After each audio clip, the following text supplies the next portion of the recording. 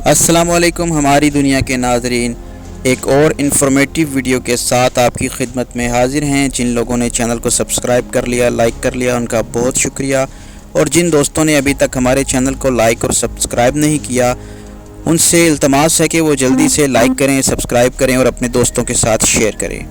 ناظرین کرام، زیادہ تر لوگ جانتے ہیں کہ قربانی کے جانور کی عمر کتنی ہونی چاہیے، لیکن ان لوگوں کے لیے آج ہم یہ ویڈیو بنا رہے ہیں جنہیں اس حوالے سے مکمل آگاہی نہیں ہے۔ قربانی کے جانور 3 میں سے کسی ایک جنس کا ہونا ضروری ہے: بکرا، اونٹ یا پھر گائے۔ ہر قسم میں اس کی خصوصیات شامل ہیں: مذکر، مؤنث اور خصی وغیرہ یا غیر خصی وغیرہ۔ سب کی قربانی جائز ہے۔ دمبا اور بھیڑ بھی بکری کی جنس میں شامل ہوتے ہیں۔ بھینس گائے کی جنس میں شامل ہے۔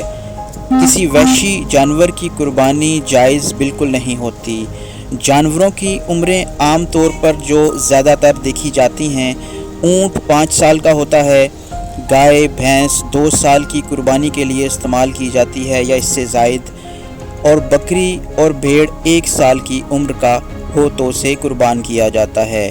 ناظرین کرام، یہ عمر کم از کم حد ہے۔ اس سے کم عمر کے جانور کی قربانی جائز نہیں۔ زیادہ عمر ہو تو بہتر ہے۔ ہاں، دمبا یا بھیڑ کا 6 ماہ کا بچہ اگر اتنا موٹا تازہ ہو کہ دیکھنے میں سال بھر کا نظر آئے تو اس کی قربانی جائز ہے۔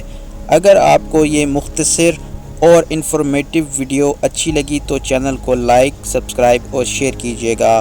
اپنا خیال رکھیے گا۔ فی امان اللہ۔